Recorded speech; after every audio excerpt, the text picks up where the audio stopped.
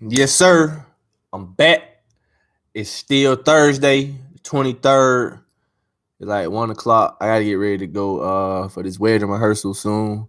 But I'm back. I'm finna do another The Truth with BDP Sounds. And this one, what I'm talking about now, is good service.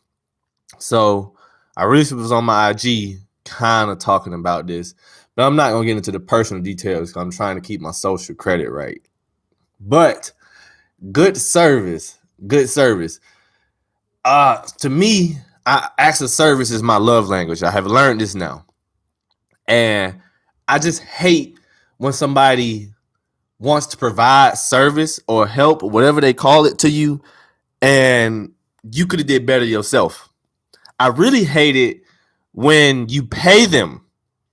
So if you paying somebody for service and it's not good, that really upsets me. I don't know about anybody else. It's like if you go to motherfucking Sundial in Atlanta, a very expensive restaurant that has a great view over the entire city and shit, and I get bad service there. Oh, I'm definitely the angry review guy. Or I'm gonna tweet all your little pages. You suck. Kill yourself. I'm that guy because that type of stuff yields results. Because people see that and it impacts business. Like the place where I got my car from, the car dealership gave me horrible service, and I went in on their reviews, and eventually a lot of people kept getting that bad service, and that place got shut down, and I wound up getting my car for free because they ain't had my shit straight. You know what I'm saying? Blessings on blessings. But yeah, good service. Good service is so important in the music industry, in my opinion, because you have to break business down. You either in business with a product or you're in business with a service.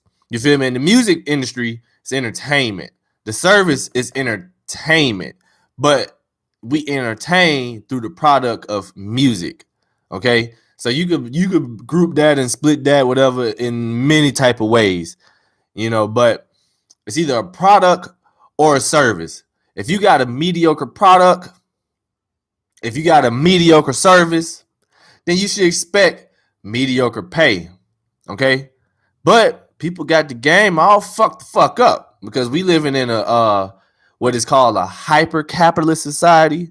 I ain't gonna go too deep in that. But basically, the mentality is buy for the low, sell it for the high. That's the nature of this country and the hustle mentality in this country right about now. And that has led to a term that we have coined in Atlanta called the jug, the finesse. Got him, you know what I'm saying? So I ain't gonna go into no street shit about it, but this is what goes on in the music industry. So one thing I see a lot with artists is that they record one song in the studio and then put the song out some type of way. It's on Apple or some shit. And then they be like, for booking, hit me up. And it's like, for booking? Who the fuck finna book you? You got one song. So bring it back to good service. It is a service or a product. So your song is a product. Your performance is a service because you provide entertainment to people and shit. So you gotta be entertaining. Like, you gotta have some good social credit about your service as an entertainer. You feel me? Like, I don't get it why you think you should be booked after you record one song. Like, now maybe your song is a great song, is recorded well, it was mixed well, it's a great product. And you're trying to display your product and you want people to buy into your product. That's different. That's different. You feel me? But like I said, this is good service because on the other side of the music industry, it's the people that help the product of music come to existence. So it's your engineers, your producers, record producers, somebody who finances it basically. You know what I'm saying? You might have a writer, you might have the performing artists themselves. You feel me? So on those ends, the service has to be good. Okay? If you giving bad service in the music industry and you charging a pretty penny for it, more power to you. More power to you. Because you really just got to evaluate the market. So I'm in this situation right about now. Just to evaluate the market. There are plenty studios in Atlanta. There are plenty engineers in Atlanta. There are plenty producers in Atlanta. There are plenty DJs in Atlanta. Plenty clubs. All types of stuff. You ain't the only one.